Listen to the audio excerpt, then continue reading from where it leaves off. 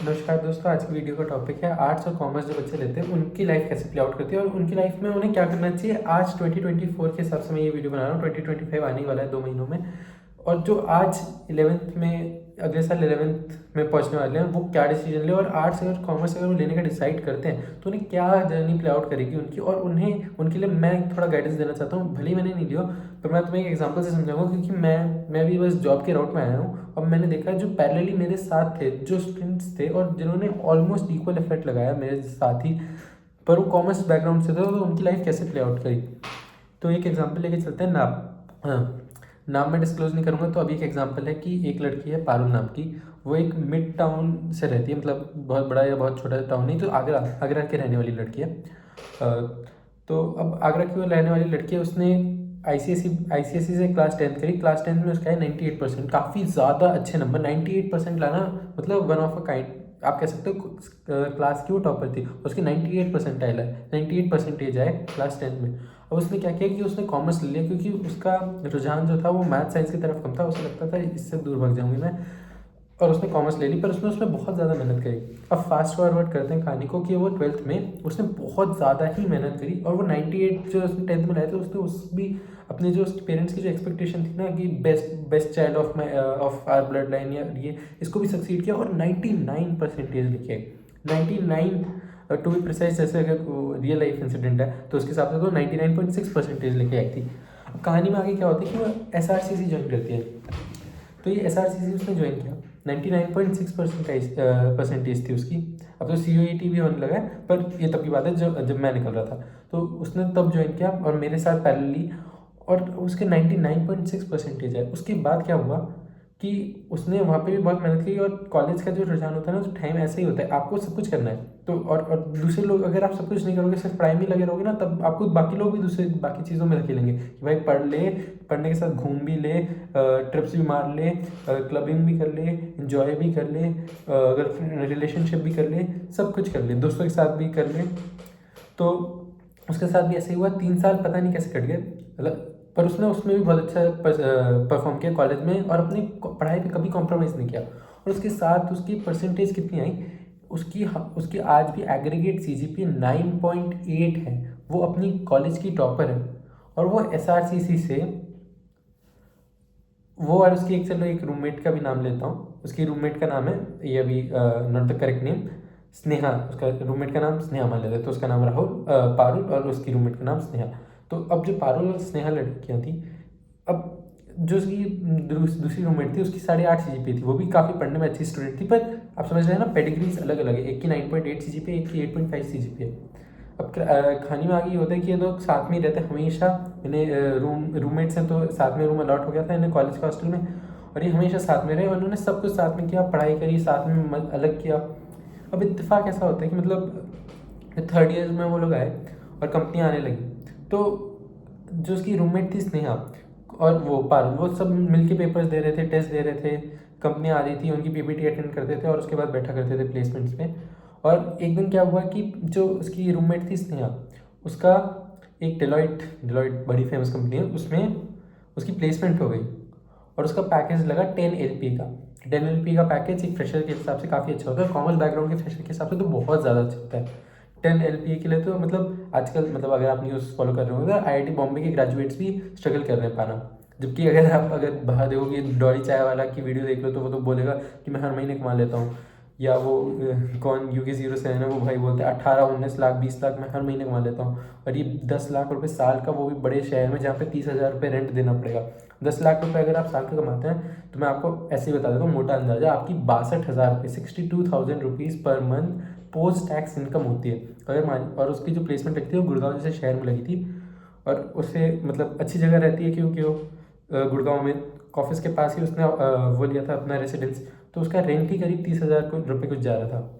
और दूसरा एग्जाम्पल जो है, वो हमारी जो मेन कैरेक्टर थी, प्रोटैगनिस्ट थी स्टोरी का, उस पर ध्यान लगाते हैं, वो थी स्नेहा।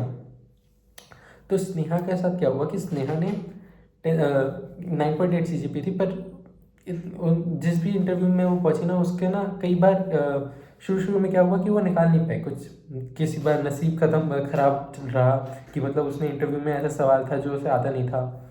कुछ आता था तो ख़राब कर दिया। और फिर किसी कंपनीज के इंटरव्यू में ना मतलब जैसे उसका नंबर आया 10th, तो पहले 9 लोगों में ही उनकी वैकेंसी सारी फिल हो गई। मान लीजिए उन्हें 5 सीट्स फिल करनी थी, तो 10वें नंबर को बंदे को चांस ही नहीं मिला। तो उनका बस ऐसे ही उनकी मीनिंगलेस इंटरव्यू लिया गया उसका। उसके बाद एक लिमिट के बाद क्या हुआ कि जो कंपनीज आने लगी ना, उसके लिए वो ओवर क्वालिफाइड हो गई और फिर वो उसमें निकाल ही नहीं पाई, क्योंकि 9.8 CGPA वाले को कोई 6 लाख पैकेज वाली कंपनी ले जाना ही नहीं चाहती, क्योंकि भाई इतना तो काम ही कुछ तुरंत है नहीं, काफ़ी मंडेन काम है जिसके लिए आपको बस बैठना है। कोई भी इंसान का बच्चा चाहिए वो कर सकता है। कॉमर्स में काम वैसे भी इतना टफ नहीं होता, कोई सीए तो बना नहीं है अभी, तो उस काम के लिए वो गई। और उसको तो अच्छा, मैं स्टोरी को अगर थोड़ा स्ट्रेच नहीं करूँ तो बस अब जितनी भी कंपनियाँ आई उसमें उसकी प्लेसमेंट नहीं लगी, जब वर्सेस उसकी जो दोस्त नेहा थी उसकी प्लेसमेंट डिलॉयट में लग गई। अब आप देखिए दोनों ही, मैंने स्नेहा के बैकग्राउंड के बारे में नहीं बताया, तो स्नेहा की भी 12th क्लास में 99.6 परसेंटेज ही थे, सेम परसेंटेज थे दोनों के, या शायद किसी के 4 किसी के 6 थे, तो मतलब बहुत ज़्यादा थे, 99 थे, क्योंकि SRC में एडमिशन ही ऐसे मिलता है। वो दोनों जनरल कैटेगरी की लड़कियाँ थी। अब देखिए एक लड़की जो हमारी लड़की थी पारुल, उसकी तो कोई प्लेसमेंट लगी नहीं, और जो दूसरी लड़की है स्नेहा उसकी तो प्लेसमेंट लग गई।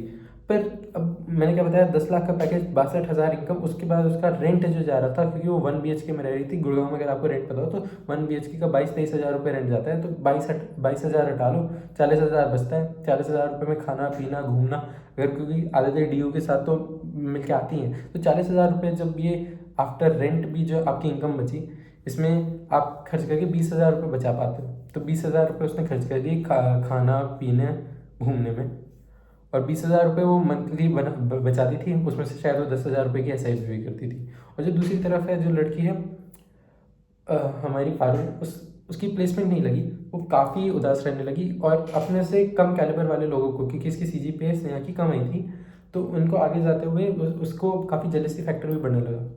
बट देखिए अब आप इसका भी मोटा अंदाजा देखिए ना, कि ये भी 20,000 ही कमा रही है और उसमें से भी 10,000 रुपये की SIP कर पा रही है। कुछ 10,000 रुपये शायद अपने इमरजेंसी फंड वगैरह में डालना चाहती है, या कुछ भी करना चाहती है, उसके बारे में हम अभी चर्चा नहीं करेंगे। इसने अपना, इसके पास अभी कुछ काम नहीं है और ये घर पे बैठी है, और ये थोड़ा जेलसी फैक्टर भी है।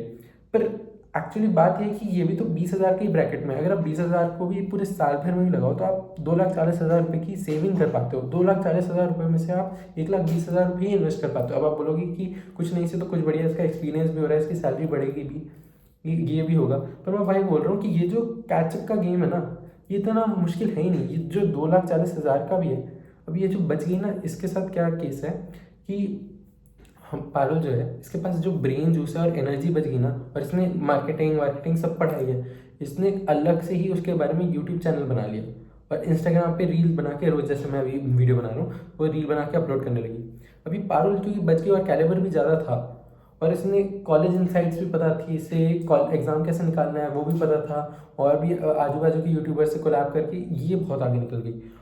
अब सोचिए कैसे प्ले आउट हुआ, कि अभी पाला कैसे था। अगर आप शुरू से, अभी कहानी अगर क्योंकि एंड हो गई है, अब मैं कहानी का ना एक समरी देना चाहता हूँ।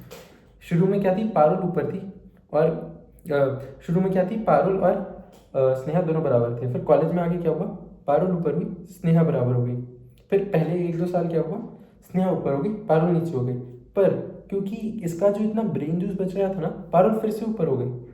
मैं ये कहना चाहता हूँ कि ये जो जॉब्स है ना, अब जो न्यू एज जॉब्स आ रही है कॉमर्स वगैरह या आर्ट्स ग्रेजुएट्स के लिए, भाई इसमें इतना पैसा ही नहीं बच रहा। ओवरऑल मैंने क्या बताया, 2,40,000 रुपये का गणित बच रहा है। अगर आप वही ब्रेन जूस जो स्नेहा का जो बच गया, मतलब पारुल का जो बच गया, और स्नेहा ने जो लगा दिया अपना सारा नौकरी पे ही काम, ऐसा लग रहा है कि तरक्की हो रही है। अब वेल एंड गुड, बहुत अच्छा कर रही है ये भी, मैं इसके बारे में कुछ नहीं बोल रहा, पर मैं बोल रहा हूँ ये जो लड़की पारुल है, ये कैचअप कर सकती है। और पता है और अब इसको लग रहा है कि ये भले ही जीत गई थी कॉलेज प्लेसमेंट्स में, फिर भी ये लड़की आगे निकल गई। अब इससे ऐसा लगता है कि ये टैलेंट से आगे निकली है, बट टैलेंट से आगे नहीं निकली, ये निकली है अपना ब्रेन जूस बचा के, और असल में किसी वैल्यू चेन में एक थोड़ा बड़ा काम करके, जो कि है लोगों को चैनलाइज करना, उनको इस रास्ते में पटकना। वो क्या कर रही है अभी यूट्यूब में, वो खुद बोलती है मेरे से पर्सनली कि भाई ये वर्थ इट नहीं है, पूरा कुछ करना ही वर्थ इट नहीं है, मतलब ये डिग्री लेनी ही वर्थ इट नहीं है SRCC से BCom ऑनर्स। तो वो बोल रही है कि भाई इस पर भीड़ चाल इतनी है कि उन लोगों को ही चैनलाइज करो, उनको ही अगली टोपी पहनाओ, और उसमें ही असल पैसा है। इसके बाद भी आप इसमें पाइनियर भी बन जाओ ना, तब भी कोई पैसा नहीं है। वर्सेस इसकी जो टोपी पहनाने का जो पैसा है वही बहुत ज़्यादा है। तो स्टोरी का मैसेज यही है कि मतलब आप अगर कॉमर्स या आर्ट्स लेते हो तो कोई फ़ायदा इस चीज़ में है ही नहीं कि आप इसमें बहुत मेहनत करो, बहुत अच्छा करो या बहुत कुछ भी करो। अगर आप बहुत अच्छा कर रहे हो ना तो उसकी ही रोटी खाओ कि मैंने भाई बहुत अच्छा किया है, मेरे जैसा करो, मैं बताती हूँ तुम्हें, मैं गाइड करती हूँ। आप अगर ये करने की सोचोगे कि मैं बहुत अच्छा करके बहुत अच्छी जॉब ले लूँ, भाई बहुत अच्छी जॉब में भी बहुत कम सेविंग्स है और बहुत ही ख़राब है। और इसमें तो इसे दूर भी रहना पड़ रहा है अपने शहर से। ये लड़की अपने आगरा में ही अपने घर परिवार से ही मैनेज कर रही है सब कुछ। तो अब सोचो ना, ये इसका रेंट भी नहीं जा रहा, इसका तो जा रहा है, इसको तो सब कुछ करना है। ओवरऑल ये काफ़ी आगे निकल जाएगी और निकल भी गई, अभी ही निकल गई। आगे की 5 साल की ट्रेजेक्ट्री में तो इसकी जो इंक्रीमेंट लगनी है 10-15%, 20% लगेगी, ज़्यादा से ज़्यादा 15% हर साल उसकी इंक्रीमेंट लग गई तो 5 साल में सैलरी डबल हो जाएगी। तो अभी उसकी जो सैलरी है वो 62,000 आ रही है, उसकी सैलरी 1,30,000 आने लग जाएगी। पर इसकी जो इनकम है ये तो इसने बहुत जल्दी बढ़ा ली ना, क्योंकि इसके पास तो इतने सारे चैनल्स आते हैं, इसके पास किताबें बेचने वाले भी आते हैं, इसके पास बाकी यूट्यूबर्स भी आते हैं, इसके पास क्योंकि लड़के तो इसके बाकी लड़कियों के प्रोडक्ट्स जैसे फेस क्रीम, ब्यूटी क्रीम, ये भी आ जाते हैं। उसके बाद कोई फिजिक्स वाला वगैरह इनसे टाई अप करके बड़ी वीडियो बना लेते हैं, कभी अनअकैडमी वाले इनसे वीडियो बना लेते हैं। तो ये लड़की कितना आगे निकल गई। तो भाई पैसा इसी में है। आपने अगर मैं अब शॉर्ट समरी देना चाहता हूँ कि अगर भाई आपने आर्ट्स और कॉमर्स ले ली, फ़ायदा पढ़ के बहुत अच्छा करके उसकी बढ़िया नौकरी करके में है ही नहीं, है ही नहीं। अगर आपने ले ली, अगर आप, मैं तो कह रहा हूँ इसने जो ले ली ना, इसे ना ये 3 साल का जो बफर पीरियड था ना, इसका वेट भी नहीं करना चाहिए था। क्योंकि अगर इसे पता होता कि भाई पैसा इसमें है ही नहीं अच्छा करने में, शोहरत कमाने में, नौकरी पाने में, पैसा है लोगों को इस रास्ते भेजने में, तो इसको भी यही करना चाहिए था और ये 3 साल पहले ही करना चालू कर देती और अभी तो इसकी इनकम फिर और ही कई लेवल पे होती। पर क्योंकि अब देखिए इस कहानी काफ़ी इत्तेफाक भी निकले और मतलब लक का भी काफ़ी फैक्टर था कि कभी आगे ये, कभी आगे ये, कभी आगे ये, फिर ये, फिर ये, फिर फाइनली यही निकल गई। पर मैं बस बात ये बताना चाहता हूँ, अगर आपने ये आर्ट्स और कॉमर्स ले ली, आप अपना ब्रेन जूस बचाएं, बहुत अच्छा करने की सोचें ही मत।